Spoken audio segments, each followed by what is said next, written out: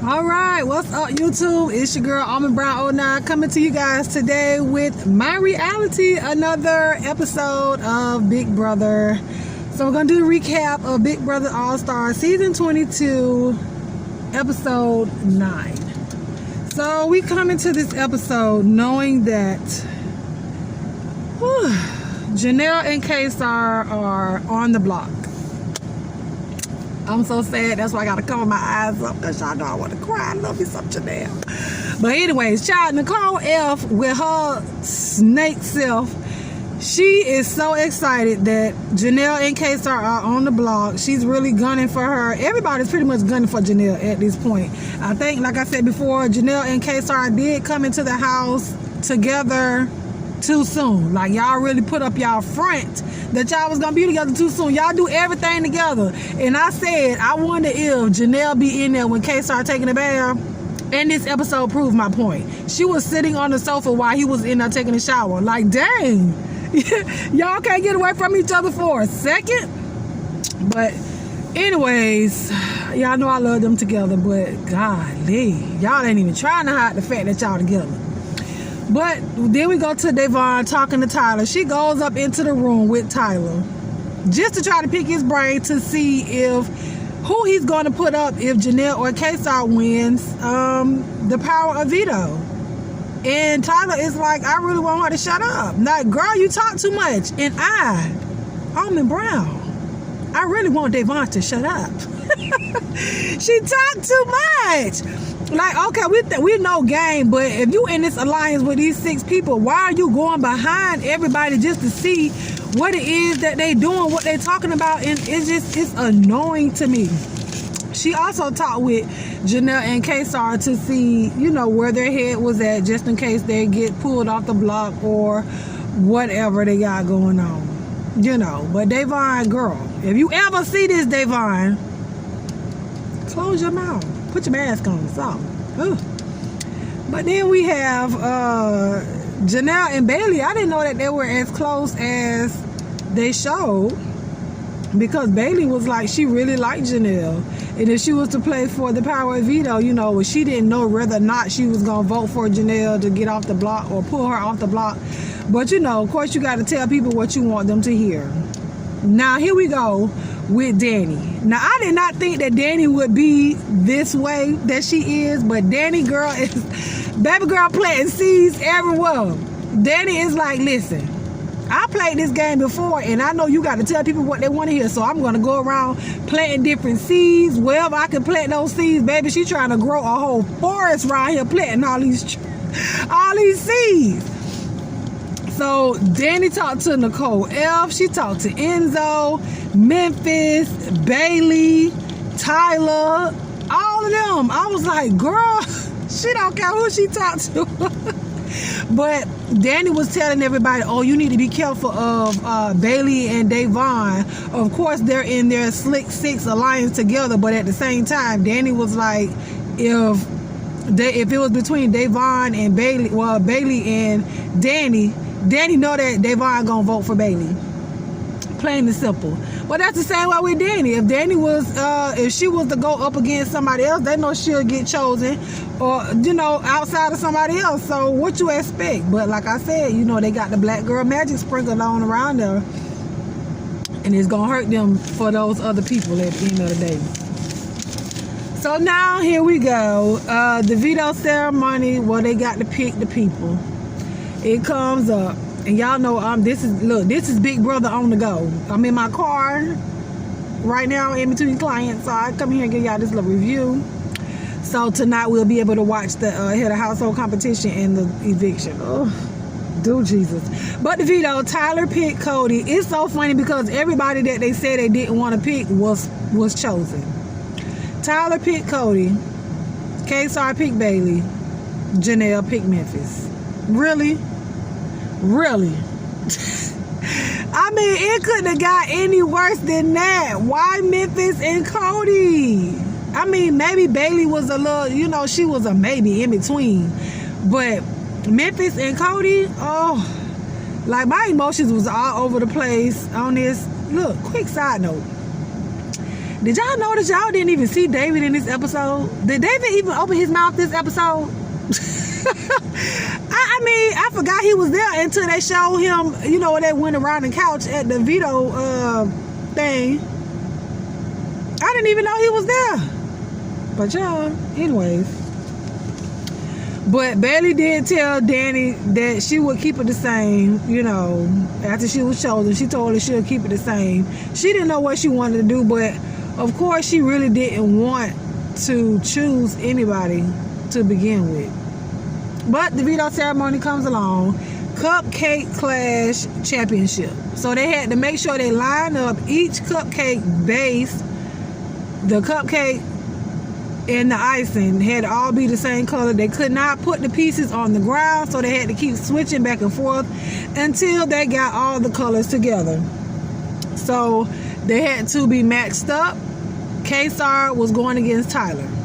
Now Kesar, he did make a rookie mistake. Now he buzzed in early, but the base of one of his cupcakes was wrong. The colors was right, but the base was not lined up with the color of the cupcake.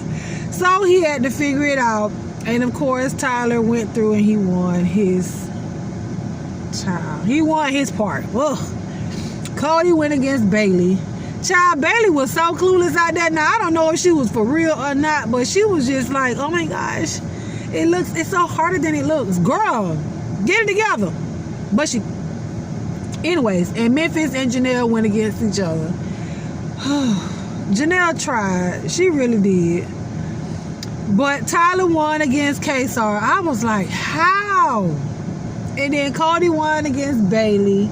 I figured that. But I was rooting for you, Janelle. We were all rooting for you. Girl, Janelle lost. Both of the veto nominees, they lost the competition. I'm upset. But as they were going along, Memphis, they said Memphis looked like he was throwing the competition. What y'all think about that? Did y'all think Memphis was throwing a competition? They felt some type of way about that. I was like, yes, y'all better come on, seeds be planted and grow a tree to separate y'all. Memphis right here playing all y'all. He on Janelle them side, but now he know it's more of y'all than it is Janelle and Kesar. So of course he got to play with the other side. So they fast forward. They had to go to the competition, and Cody won the power of veto. Yeah. I was mad. I can't tell y'all no lie. I was mad because, I mean, it was between Tyler and Cody.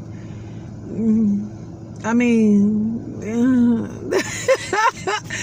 but dang, y'all, Janelle and Kesar. So, you know, you fast forward. And Danny and Nicole F. and Christmas, after the veto ceremony, they went into the refreshment room. And they were in there saying, you know, Memphis was throwing the game. So now they feel some type of way about Memphis, so they gonna keep their eyes on Memphis. And the guys already say that they can't trust nobody but themselves. So Janelle, you know, she had, of course, they had to go and plant seeds or try to get themselves off the block. But Janelle, you know, she's willing to leave so Kesar can play the game. I was like, oh my gosh, that's a friend. Now, I don't know if I want to do that. But, you know, they being friends. Janelle was like, no, I will leave so you can play the game right. But what y'all think will happen after one of those people leave? Because Kesar already said he don't really do the whole begging people and everything. So he played the game, but he not really like a people person per se. But I think if Janelle was to leave, Kesar would be more open to talking to other people.